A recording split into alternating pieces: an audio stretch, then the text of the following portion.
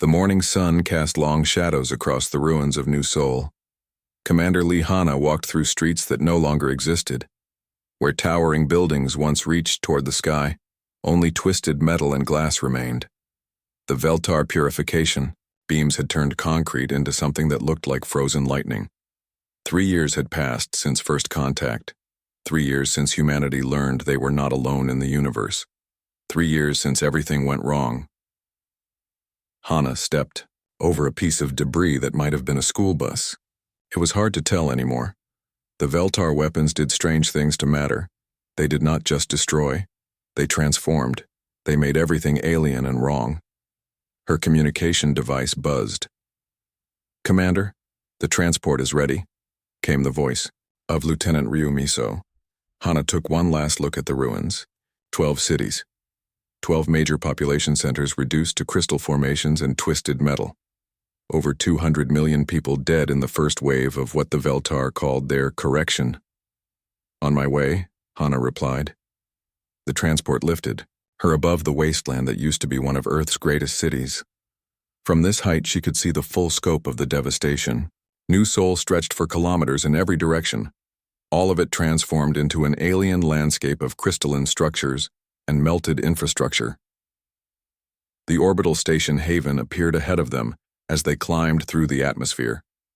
It was humanity's new military headquarters. Built in the 2 years following the disaster, it housed what remained of Earth's Unified Defense Command. Inside Haven, the corridors buzzed with activity.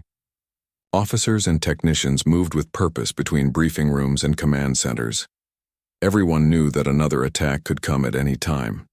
The Veltar had been quiet for 6 months, but that silence felt more threatening than their open hostility. Hana made her way to Conference Room 7. The morning briefing was about to begin. As she entered, she saw the usual faces gathered around the holographic display table. Admiral Cho Bin sat at the head of the table, his weathered face showing every one of his 60 years. The scars on his left cheek came from the Battle of Luna, where he had been one of only 12 survivors out of 3,000. Dr. Kim Nari sat to his right, her tablet covered in notes and diagrams. As the military's chief ethicist, she had spent the last 3 years studying Veltar culture and philosophy. Her work had helped humanity understand why first contact had gone so terribly wrong. Captain Park Tae occupied the chair across from her. Young and idealistic, he represented the officers who still believed in traditional military honor. His uniform was always perfect, his posture always straight. He reminded Hana of herself before the war began. Lieutenant Ryu Miso entered behind Hana and took her seat near the back. At 25, she was the youngest person in the room, but her record in covert operations had earned her a place at these high-level meetings. Ambassador Kang Wan sat alone at the far end of the table. As humanity's last remaining diplomat with alien species experience, he carried the weight of failed negotiations on his shoulders. His attempts to restore communication with the Veltar had produced nothing but silence. Admiral Cho Bin activated the holographic display. Images of Veltar ships appeared in the center of the table. Their vessels looked like works of art, all flowing curves and perfect symmetry. They were beautiful and deadly. "Intelligence reports indicate the Veltar fleet has been gathering near the Proxima system," Admiral Cho began. "Reconnaissance suggests they are preparing for another offensive." Captain Park leaned forward. "Sir, have we considered attempting another diplomatic contact? Perhaps if we approach them according to their customs this time." Dr. Kim shook her head. "Captain, I've studied their response patterns for 3 years.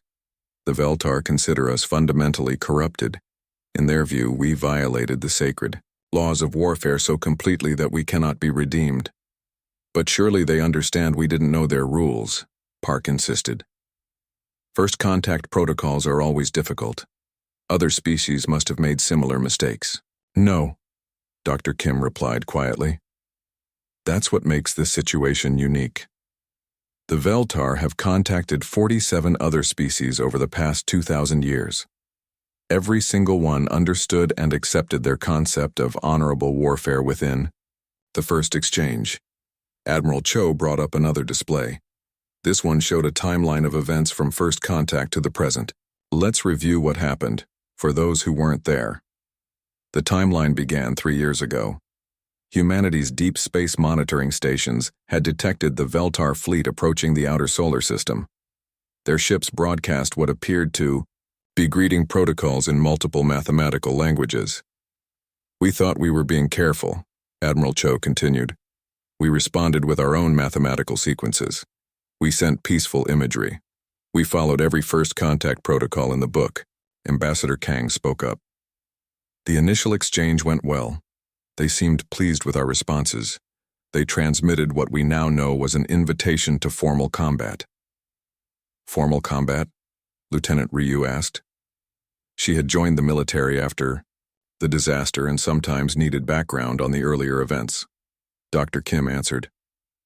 The Veltar view first contact as a form of ritualized warfare. New species must prove their worthiness through combat, but combat governed by strict ethical rules. Honor, courage, and adherence to proper forms are more important than victory. The timeline advanced to show humanity's first military engagement with the Veltar. It had taken place near Jupiter, where a small Veltar squadron waited for Earth's response to their combat invitation. We sent our best ships, Admiral Cho said. Captain Martinez commanded the flagship Courage. We equipped the fleet with our most advanced weapons and defensive systems. What we didn't understand, Ambassador Kang added, was that the Veltar expected us to follow their rules. No surprise attacks, no targeting of command vessels first, no use of weapons that couldn't be detected by their sensors. Captain Park studied the tactical display. Our forces violated every one of their principles in the first 5 minutes of combat. We used stealth technology, Admiral Cho confirmed. We targeted their command ship immediately. We employed electronic warfare to disrupt their communications. We flanked them using asteroid cover. Standard military tactics, Lieutenant Ryu observed. Exactly, Dr. Kim said. Standard human military tactics. But to the Veltar, we appeared to be savage barbarians with no concept of honorable warfare. The timeline showed the result of that first battle. Humanity won a decisive victory, destroying 3 Veltar ships while losing only one of their own. Captain Martinez reported it as a great success. The Veltar response came 3 days later, Admiral Cho said grimly. The display shifted to show the purification beam attacks on Earth's major cities. 12 simultaneous strikes that demonstrated the true extent of Veltar technological superiority. The message had been clear. If humanity could not fight with honor, they would be corrected through overwhelming force. 200 million dead, because we fought too effectively, Captain Park said quietly. 200 million dead because we fought without honor, Dr. Kim corrected. From their perspective, we proved ourselves to be a species that values victory over virtue. Admiral Cho leaned back in his chair. The question now is how we respond to their next offensive. Intelligence suggests they're bringing enough firepower to glass the entire planet this time. We have to try diplomacy again, Captain Park argued. If we can prove we've learned their ways, if we can show we're capable of fighting honorably. With what? Lieutenant Ryu interjected. Their ships are centuries ahead of our technology. Fighting honorably against them is suicide. But fighting dishonorably is genocide, Captain Park shot back. They've made that clear. The debate continued around the table. Admiral Cho wanted to prepare Earth's defenses using every tactical advantage available. Captain Park insisted that only adherence to Veltar combat ethics could prevent total extinction. Dr. Kim argued for better understanding of alien psychology. Ambassador Kang pushed for renewed diplomatic efforts. Commander Hana had listened to similar arguments for months. She understood the positions. She sympathized with the concerns. But as she looked at the tactical displays showing Veltar fleet movements, she thought about the ruins of New Sol. The debate swirled about ethics in warfare. She leaned forward. Whose ethics? Yours, or the ones we left in the ground? The room fell silent. All eyes turned to her. I walked through New Sol this morning, Hana continued. I saw what their ethics look like when applied to our cities. 200 million people followed their rules straight into crystallized graves. She stood and walked to the holographic display. The Veltar have one set of ethics. We had another set. Both sets failed to prevent mass death. Maybe it's time we developed a third option. Captain Park frowned. What are you suggesting, Commander? Hana looked around the table at each face. I'm suggesting we stop trying to fight their war or our old war. Maybe it's time we fought a new kind of war entirely. 2 days after the morning briefing, Admiral Cho Bin called Commander Hana to his private office. The room was small and simple, decorated only with pictures of ships he had commanded and crew members who had died under his orders. Tell me about your new kind of war, Admiral Cho said without introduction. Hana sat across from his desk. We've been fighting the wrong battle, Admiral. We keep trying to prove we can be honorable like them, or we pretend our old tactics will work against their technology. And your solution? We stop apologizing for being human. Admiral Cho was quiet for a long moment. Then he activated a secure holographic display. Images appeared showing battles from the early days of the conflict. Let me tell you about honor, he said. The display showed the Battle of Luna. 18 months after first contact, the Veltar had sent another small fleet to test human resolve. This time, humanity tried to fight according to alien rules. Captain Martinez commanded our forces again, Admiral Cho explained. We announced our intentions before attacking. We targeted military vessels only. We fought in formation, ship against ship. The battle played out in slow motion on the display.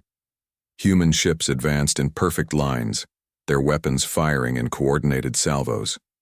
It looked like something from an ancient naval battle, translated to space. The Veltar were impressed, Admiral Cho continued. Our communications experts reported they were broadcasting approval of our tactics. What happened? Hana asked, though she suspected she knew. We were slaughtered. The display showed the result. Of 20 human ships, only 3 survived. The Veltar lost nothing. Their technology was simply too advanced for honorable combat, to be anything but suicide.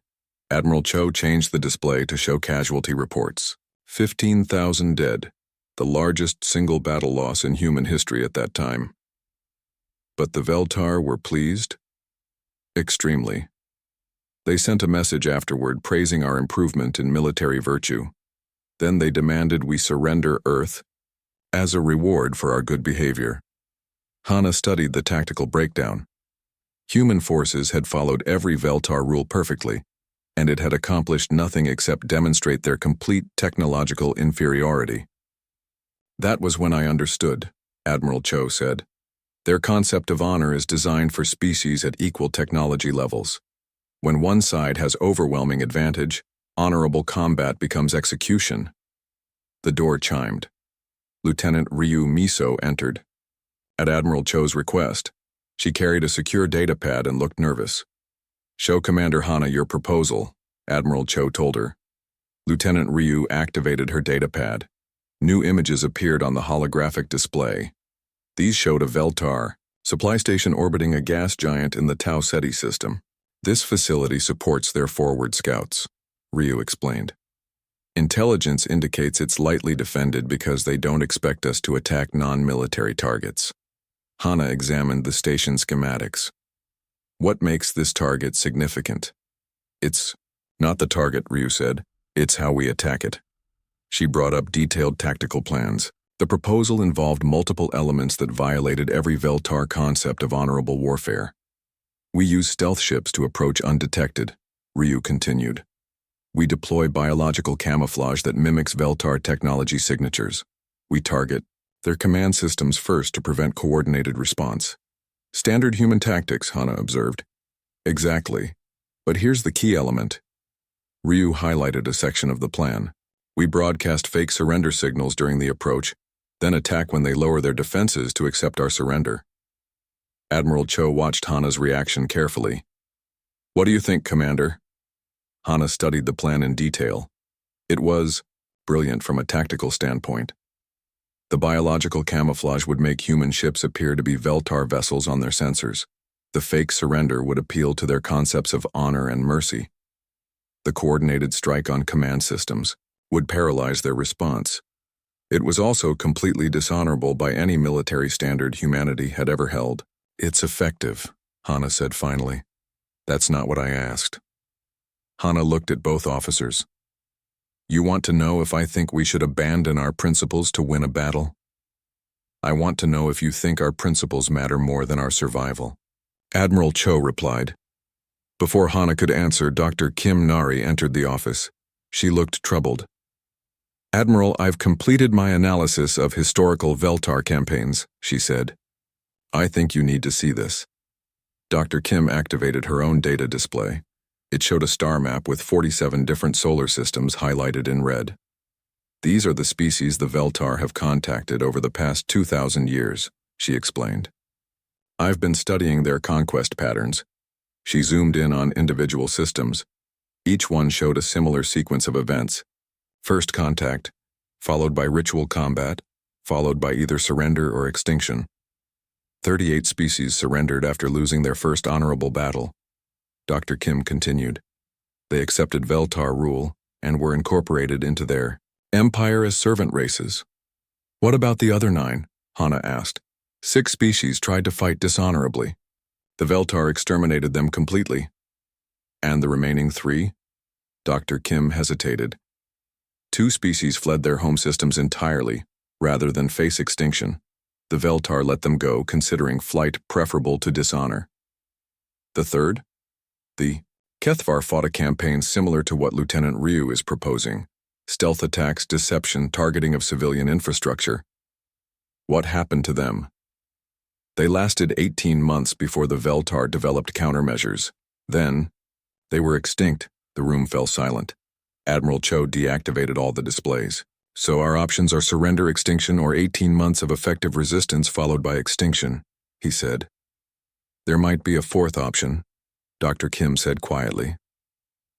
Everyone looked at her. The Kethvar fought like us, but they fought alone. They never adapted their tactics as the Veltar developed countermeasures. They used the same dishonor strategies until they stopped working. You're suggesting we need to keep evolving our approach, Hana said. I'm suggesting we need to become something the Veltar have never encountered before. Lieutenant Ryu looked confused. What do you mean? Dr. Kim brought up her star map again. Every species the Veltar have faced either fights honorably and loses or fights dishonorably and gets exterminated. No species has ever done both. Admiral Cho understood first. You want us to be unpredictable. I want us to be human, Dr. Kim replied. Humans are the only species in Veltar records that survived their first contact by fighting dishonorably. We're also the only species that later tried to fight honorably after seeing the consequences. We adapt, Hana said, seeing the pattern. Exactly. The Veltar think in terms of fixed categories.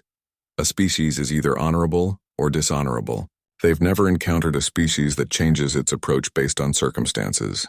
Admiral Cho walked to his window, looking out at Earth below. You're talking about fighting without consistent principles. I'm talking about fighting with human principles, Dr. Kim corrected.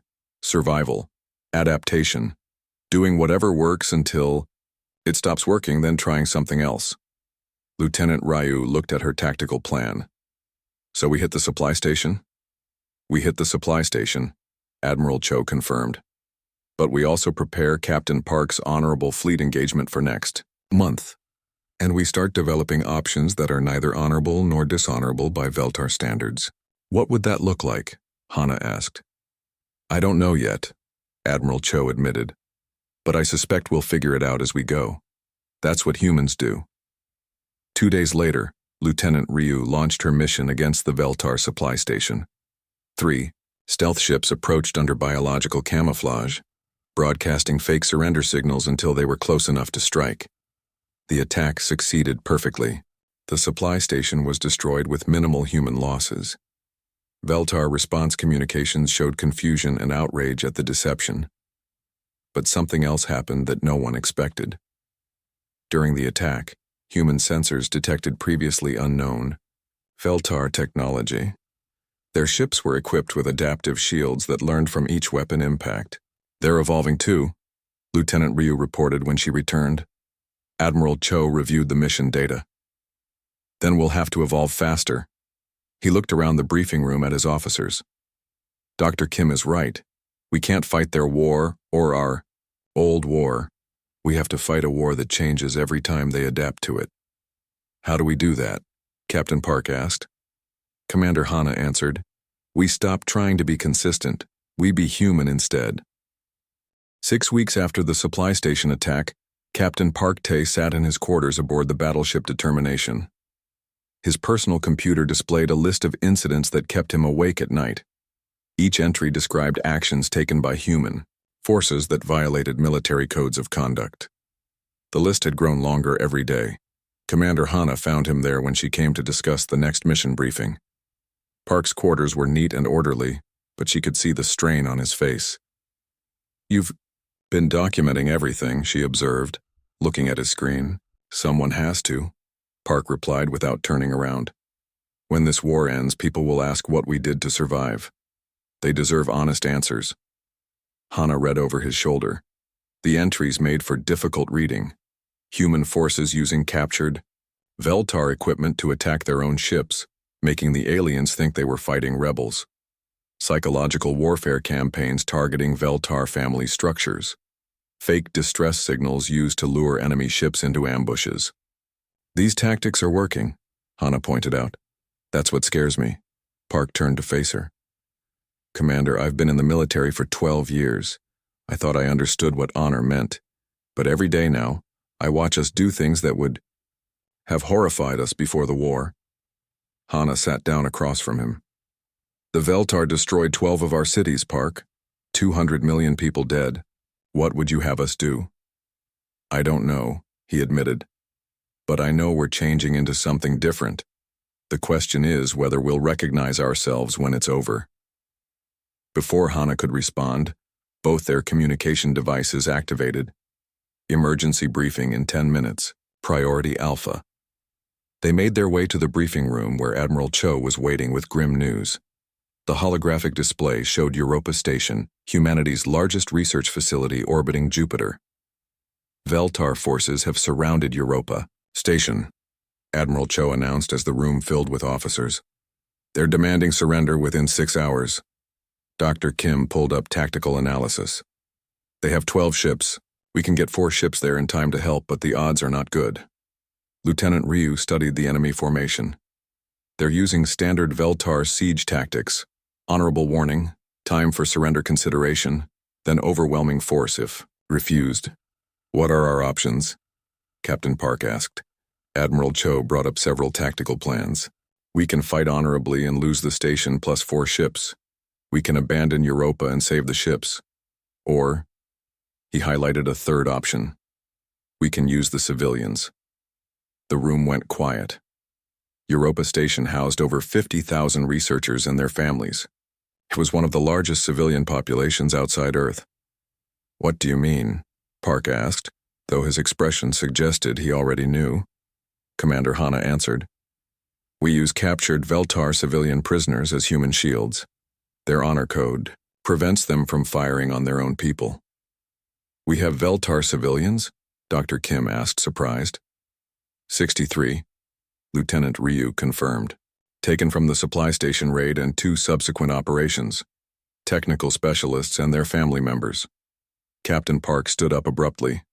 Absolutely not. We are not using civilians as shields.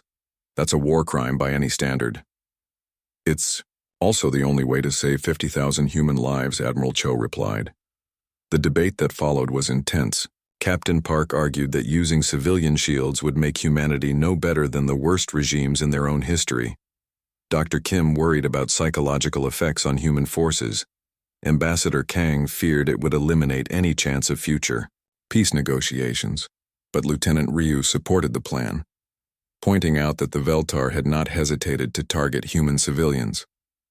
And Admiral Cho made it clear that Europa Station could not be defended through conventional means.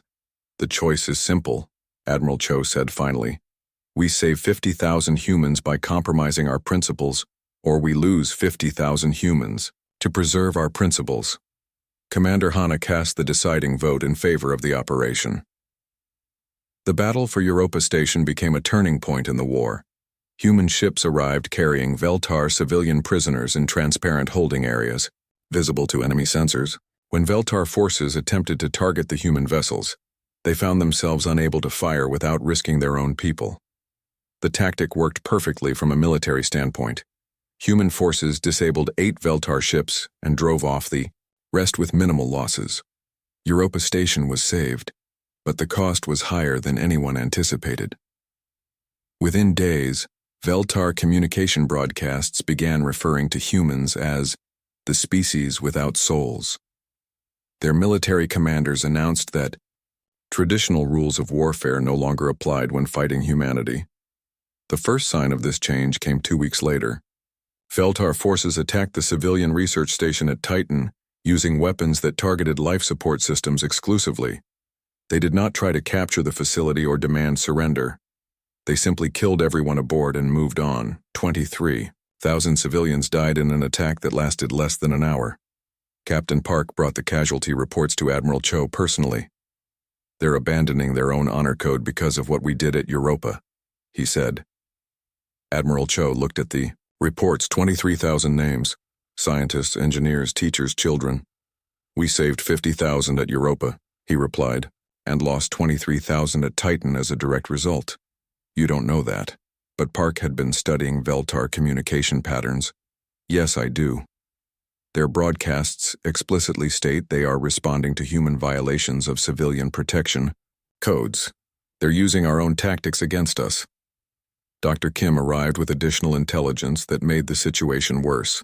"The Veltar have begun recruiting allied species who view humans as a galactic threat," she reported. 3 different races have offered ships and personnel to help eliminate what they see as a corrupting influence. Lieutenant Ryu looked up from her tactical displays. "So we're not just fighting the Veltar anymore? We're fighting everyone who thinks we're too dangerous to exist," Dr. Kim confirmed. Ambassador Kang shook his head. "This is exactly what I warned about. We're becoming the villains in our own story." "The villains who are still alive," Admiral Cho pointed out. That evening, Commander Hana walked the corridors of Haven Station. Crew members she passed looked tired and stressed. More concerning, she noticed changes in how they interacted with each other. Trust between units had decreased. Officers questioned orders more frequently. Everyone seemed to be wondering what compromises would be required next. She found Lieutenant Ryu in the observation deck, staring out at Earth below. "How are you holding up?" Hana asked. Ryu was quiet for a long moment. "I keep thinking about the Veltar civilians we used as shields. They had names, families. One of them was only 14 years old. They're alive. We could have killed them instead." "Could we have?" Ryu turned to face her. "Commander, I used to know the difference between right and wrong. It was clear. Now every choice seems like picking between different kinds of terrible. That's war. No, that's what we tell ourselves so we can sleep at night. But I don't sleep much anymore." Hana studied the young officer. Lieutenant Ryu had been the most enthusiastic supporter of adaptive tactics.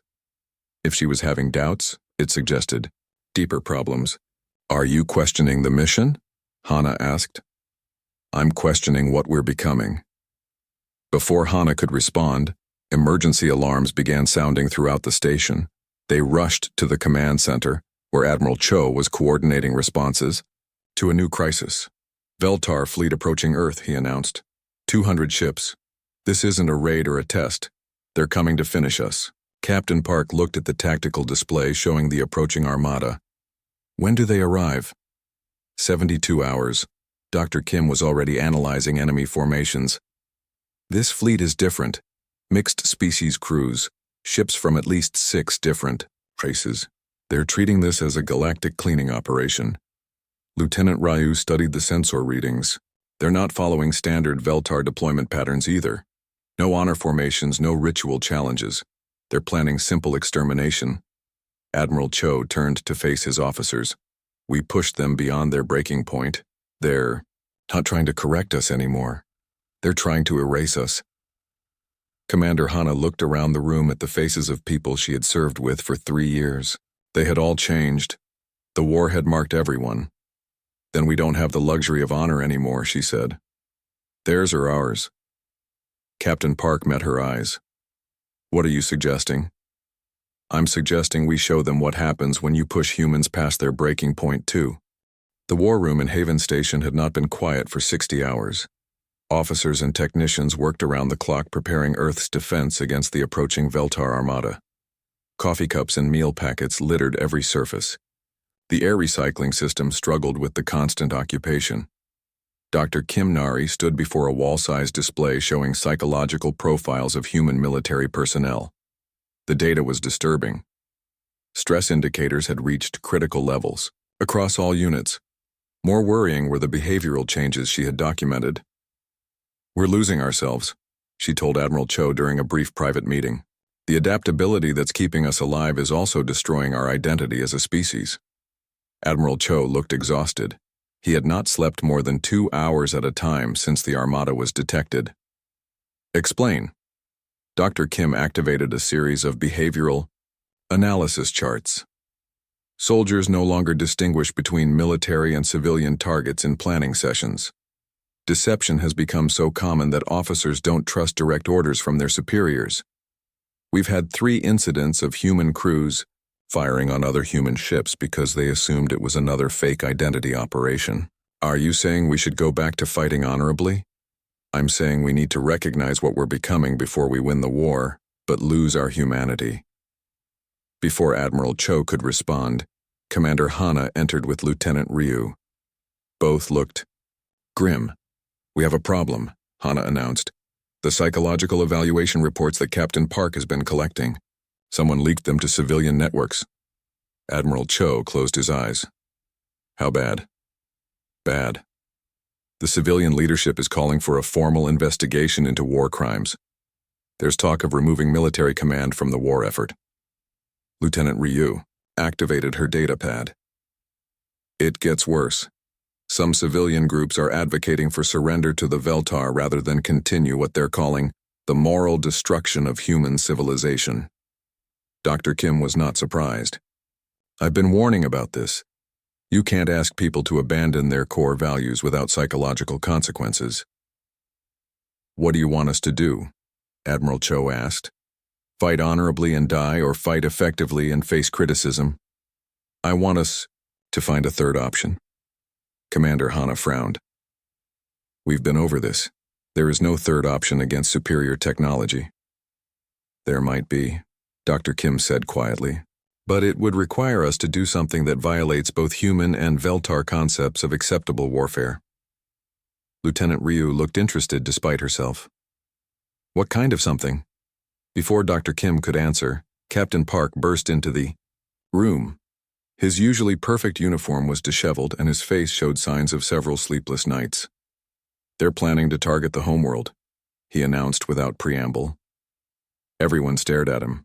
Who is planning what? Admiral Cho asked. Park activated the main display. It showed a Veltar star chart with their home system highlighted. Black Ops Division. They've developed a plan to poison the Veltar homeworld's atmosphere using modified terraforming technology. It would make the planet uninhabitable for their species. The room fell silent. Even in the context of everything they had done, this proposal represented a new level of destructive capability that would kill billions of civilians, Dr. Kim said finally. 47 billion according to their population estimates, Park confirmed, including children, elderly, non-combatants, everyone. Admiral Cho studied the technical specifications. The plan was feasible. Human terraforming technology could be modified to produce atmospheric changes that would be toxic to Veltar biology, but harmless to most other known species. It would end the war, Lieutenant Ryu observed. It would end them, Park replied. There's a difference. Commander Hana looked at each person in the room. Are we seriously considering genocide as a military option? We're seriously facing extinction as a species, Admiral Cho replied. The approaching armada has enough firepower to crack Earth's crust. They're not planning invasion or conquest. They're planning sterilization. Dr. Kim brought up casualty projections. If they succeed, human extinction is guaranteed. If we implement the atmospheric weapon, we save our species but eliminate theirs. There has to be another way, Park insisted. Like what? Lieutenant Ryu asked. We've tried honor, dishonor, and adaptation. Nothing has convinced them to negotiate. Because we keep thinking in terms of military solutions, Dr. Kim said. What if we tried something completely different? Admiral Cho looked skeptical. Such as? What if we made them need us? Before anyone could ask what she meant, emergency. Alarms sounded throughout the station. The Veltar Armada had accelerated their approach schedule. Arrival time was now estimated at 18 hours instead of 72. The final preparation phase began immediately. All available human forces moved to defensive positions around Earth. Civilian evacuation protocols activated for non-essential personnel. Military families received priority boarding on deep space transports heading for the outer colonies. Commander Hana spent the next 6 hours coordinating fleet movements. Human ships took positions behind asteroid fields, inside gas giant rings, and in the shadow of lunar installations. Every advantage of terrain and stealth would be needed, Lieutenant Ryu reported from the intelligence center. Long-range sensors show the Armada is maintaining attack formation. No signs of slowing for negotiation or surrender demands. They're not interested in our surrender anymore, Dr. Kim observed. This has become an extermination operation. Captain Park arrived with the final casualty estimates. If we fight conventionally, we lose everything in 6 to 8 hours. If we use every dishonorable tactic we've developed, we might last 12 to 16 hours. And if we deploy the atmospheric weapon against their homeworld, Admiral Cho asked. Park looked sick. We win completely and permanently. The debate that followed was unlike any in human military history. They were not discussing tactics or strategy. They were discussing whether humanity would commit genocide to survive. Lieutenant Ryu supported the atmospheric weapon. They started this war. They refused every attempt at negotiation. They're coming to kill every human in existence. We have the right to defend ourselves by any means necessary. Captain Park opposed it violently. If we do this, we become the greatest evil in galactic history. 47 billion individuals die because we couldn't find another solution. Dr. Kim proposed a compromise. What if we threaten to use the weapon without actually deploying it? Use it as a bargaining tool for negotiations? Admiral Cho shook his head. They won't believe the threat unless we demonstrate capability. And once we demonstrate it, we've already crossed the line. Commander Hana listened to the arguments while watching sensor displays of the approaching Armada. 200 ships, carrying enough firepower to destroy a planet. Crews from multiple species united in their determination to eliminate humanity. There's something else to consider, she said finally. If we use this weapon, we don't just kill the Veltar, we establish a precedent. Humans become the species that commits genocide when threatened, as opposed to becoming the species that gets extinct when threatened, Lieutenant Ryu replied. Yes, Hana said simply. Those are our choices. Dr. Kim brought up a new display showing psychological projection models. If we survive through genocide, the trauma will define human culture for generations. We'll become a paranoid, militaristic species that solves conflicts through extermination. If we don't survive, we don't become anything at all, Admiral Cho pointed out. Captain Park stood up abruptly. I can't be part of this decision. Whatever you choose, I want it recorded that I opposed genocide as a solution. He left the room. Lieutenant Ryu watched him go. He's not wrong about the moral implications, she said quietly. He's not right about the survival implications either, Admiral Cho replied. Dr. Kim looked around the room at the remaining officers. We have 8 hours before the first Veltar ships enter weapons range. Whatever we decide has to happen now. Commander Hana studied the tactical displays one more time. Earth hung vulnerable below them, home to 8 billion people who had no idea their fate was being decided by 5 individuals in a military conference room. I need to ask each of you directly, she said. Are you willing to authorize the extinction of the Veltar species to save our own? The answers would determine not just the outcome of the war, But what kind of species humanity would become if they survived it? 4 hours before the Veltar Armada reached Earth, Dr. Kim Nari made a discovery that changed everything. She had been analyzing captured Veltar communication logs when she found references to something called the Great Sadness. The term appeared in personal messages between Veltar crew members, always in connection with their mission to eliminate humanity. "They're not happy about this war," she announced to the emergency council session. Admiral Cho looked up from fleet coordination reports. "What do you mean?" Dr. Kim displayed the translated communications on the main screen. "Look at these message fragments. The great sadness weighs upon us. We do what the ancestors would not understand. Honor dies with necessary actions." Commander Hana studied the translations. "You're saying they have moral reservations about exterminating us?" "I'm saying they've abandoned their own ethical system to fight us, and it's causing them psychological distress." Lieutenant Ryu frowned. "But they're still coming to kill us." "Yes, but they hate doing it. That gives us leverage." Before anyone could ask what she meant, Captain Park returned to the war room. He looked different, calmer, but also more determined. "I've been thinking about our conversation," he said to Admiral Cho. "You asked me what I would have us do instead of genocide. And I think I have an answer." Park activated his own data display. It showed a tactical plan unlike anything they had developed before. "What if we don't fight them or threaten them?" he asked. "What if we force them to see us as we really are?" The plan was complex and dangerous. Instead of positioning human forces for battle, Park proposed broadcasting the complete history of the war to the approaching armada. Every engagement, every tactical decision, every moral compromise.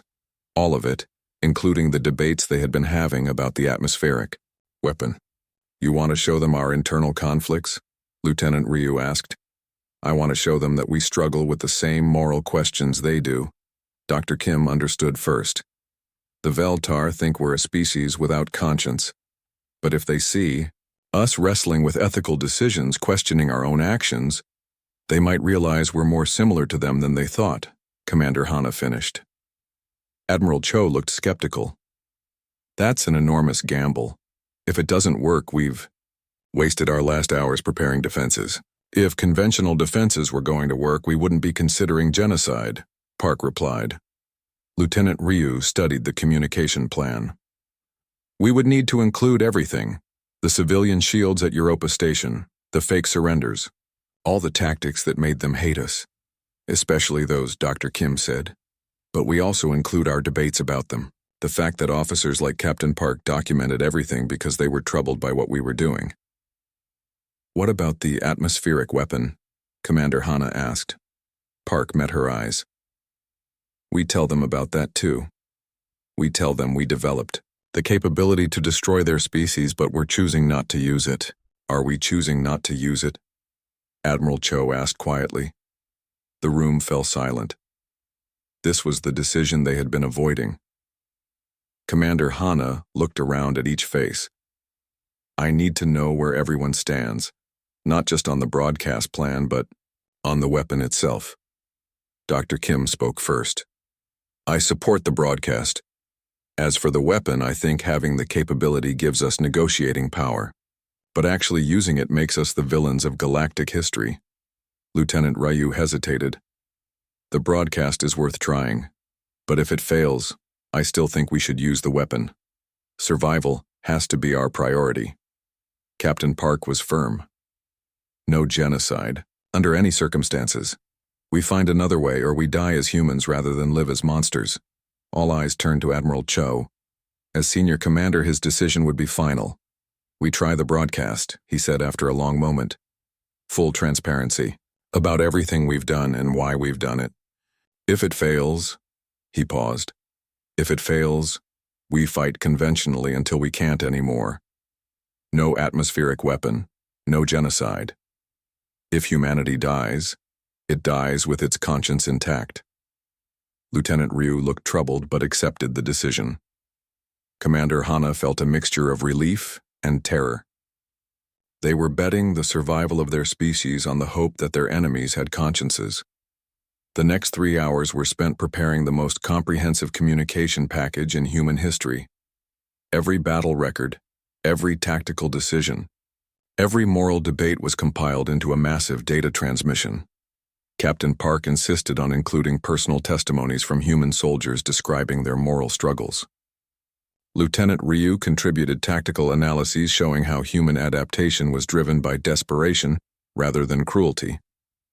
Dr. Kim provided psychological profiles demonstrating humanity's capacity for both ethical behavior and survival adaptation. Commander Hana wrote the final summary message herself. To the Veltar Empire and Allied forces, it began. We know you are coming to destroy us. We know you believe we are a species without honor or conscience. This message will show you that you are wrong about who we are, even if you are right about what we have done. The transmission was sent when the Armada was 2 hours out from Earth. Every human ship and station simultaneously broadcast the data package on all frequencies.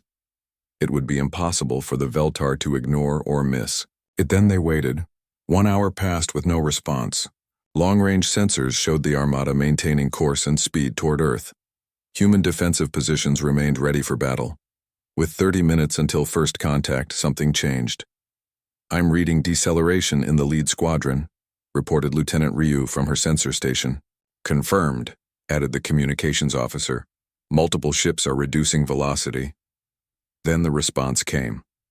Not a military communication, but a personal message directed at Captain Park specifically. Human Officer Park Tae, the translated voice said. I am Squadron Leader Veltar Thane. I have reviewed your records of moral questioning. Your species appears to suffer the same great sadness we now experience. Admiral Cho looked stunned. They're responding to the ethical debates, not the military data. A second message arrived, this time directed at Dr. Kim. Human researcher Kim Nari, your analysis of our psychological distress shows understanding we did not expect from your species. More messages followed. Individual Veltar officers responding to specific parts of the data package. They were not military communications about surrender or negotiation. They were personal acknowledgments of shared moral struggle. Admiral Cho, Bin, came another message. Your decision to refuse the planetary weapon despite facing extinction shows honor we believed your species incapable of. The Armada had stopped completely, 200 ships holding position at the edge of Earth's defensive perimeter. Then came the message everyone was waiting for. Humans of Earth, said a voice identified as the Veltar Supreme Commander. We came here to cleanse the galaxy of a species we believed to be without conscience. Your transmission shows us warriors who struggle with the same moral burdens we carry. We propose dialogue instead of destruction. Captain Park looked around the war room at faces showing a mixture of relief, disbelief, and exhaustion. It worked, he said quietly. The first part worked, Admiral Cho corrected. Now we have to negotiate a peace with species we've been fighting for 3 years. Commander Hana was already thinking about the challenges ahead. They'll want assurances that we won't use our adaptive tactics against them in the future, and we'll want assurances they won't try to exterminate us if we disagree about military ethics, Lieutenant Ryu added. Dr. Kim brought up preliminary negotiation frameworks. The key is establishing that both species can maintain their core values while coexisting. They need honor. We need adaptability. Can that work? Captain Park asked. We're about to find out, Admiral Cho replied. Ambassador Kang is preparing for the most important diplomatic mission in human history. As the first Veltar negotiation ship approached Earth, Commander Hana realized they had discovered something more valuable than any weapon. They had found a way to win without destroying either their enemy or themselves. The war was ending, but the harder work of building peace was just beginning. 6 months after the Armada stopped at Earth's doorstep, Commander Lee Hana stood in a place that would have been impossible to imagine during the war. She was aboard a Veltar diplomatic vessel, working alongside former enemies to establish joint military protocols. The ship's corridors were beautiful and strange. Veltar architecture followed curves and flowing patterns that human engineers were still learning to appreciate. But the most remarkable thing was not the design. It was the sound of human and Veltar voices working together on complex problems. Planordi. Humans suggest flexibility and engagement rules, translated Squadron Leader Thane through a communication device. This concept troubles our younger officers. Captain Park, now serving as human liaison for ethical military standards, nodded understanding. And your emphasis on predetermined honor codes troubles our tactical planners. We're both having to learn new ways of thinking. The negotiations had been difficult from the beginning. 3 years of warfare had created deep mistrust on both sides. Human officers struggled to work with beings they had been trained to kill. Veltar commanders found it hard to respect species they considered morally chaotic. But progress was happening. Slowly and with many setbacks, but progress nonetheless. Dr. Kim entered the conference chamber carrying her latest analysis. "I think I found the framework we need," she announced. The chamber fell quiet. Both species had been searching for common ethical ground for months. Every previous attempt had failed when fundamental differences in moral philosophy created unsolvable conflicts. "Show us," Admiral Cho requested. He had been promoted to head the joint Human-Veltar Military Commission, a position that required diplomacy skills he never expected to need. Dr. Kim activated the holographic display. Instead of showing battle plans or territorial boundaries, it displayed a complex philosophical diagram. "We've been approaching this wrong," she explained. "We keep trying to find ethics that work for both species, but maybe we need ethics that work for both situations." "Meaning?" Squadron Leader Thane asked. "Meaning we develop different rules for different circumstances, honor codes for equal strength opponents, survival protocols for desperate situations, collaborative standards for mixed species operations." Lieutenant Ryu, now a full commander, studied the proposal. "You want context-dependent ethics instead of universal principles?" "Exactly. Humans adapt their behavior based on circumstances. Veltar maintain consistent honor regardless of situation. Instead of choosing one approach, we use both depending on what the situation requires." Captain Park looked troubled. "That seems like moral relativism. How do we prevent it from becoming an excuse for any behavior?" "By making the context requirements very specific," Dr. Kim replied. "Honor protocols when forces are evenly matched and civilian populations are secure. Survival protocols only when facing extinction or protecting non-combatants. Collaborative protocols for joint operations." Squadron Leader Thane conferred with other Veltar officers in their musical language. After several minutes, he turned back to the humans. "This approach has merit, but requires trust between species. How do we ensure honest reporting of circumstances?" "Joint observation teams," Admiral Cho suggested. "Mixed human-Veltar units that verify which protocols apply to each situation." The discussion continued for hours. Details were debated, exceptions were considered, enforcement mechanisms were designed. But for the first time since negotiations began, both sides seemed to be working toward the same goal instead of defending opposite positions. Commander Hana found herself thinking about the ruins of New Seoul. The crystallized remains of that city had started this journey. Now they were creating something that might prevent similar devastation in the future. "There's something else we need to address," she said during a break in the formal negotiations. "What?" Captain Park asked. "The other species, the ones who joined the Veltar Armada because they thought we were a galactic threat." Squadron Leader Thane's expression showed what humans had learned was embarrassment. 6 species contributed ships to the final attack force. They believed human adaptability represented corruption that would spread to their own cultures. "Are they still a threat?" Lieutenant Ryu asked. "No," Thane replied. "But they remain suspicious. They watch our negotiations carefully."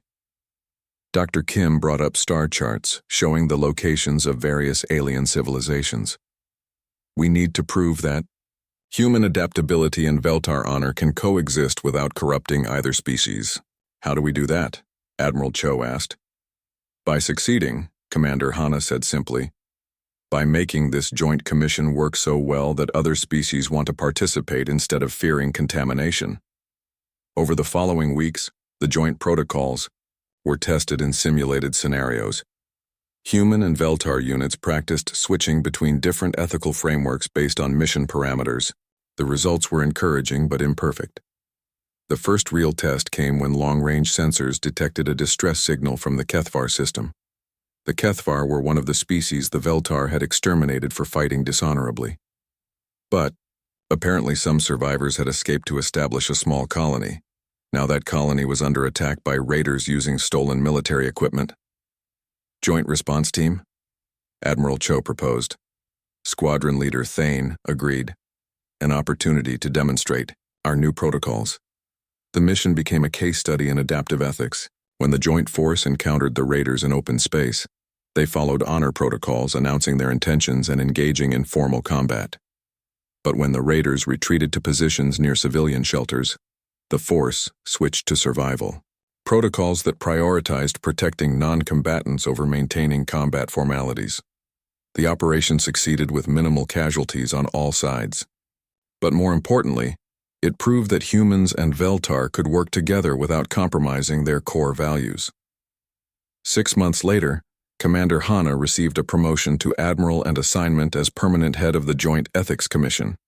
Her first major task was addressing a request from 3 alien species asking to participate in the Joint Protocols program. The war that began with questions about whose ethics should govern warfare had evolved into something neither species expected. Not the victory of one ethical system over another, but the creation of new systems that incorporated the strengths of both. Admiral Hana stood in her new office aboard Haven Station, looking down at Earth. The planet showed signs of recovery. New Sol was being rebuilt using both human engineering and Veltar architectural principles. It would be different from the original city, but perhaps better. Captain Park, now promoted to colonel and serving as deputy commission head, entered with the latest reports.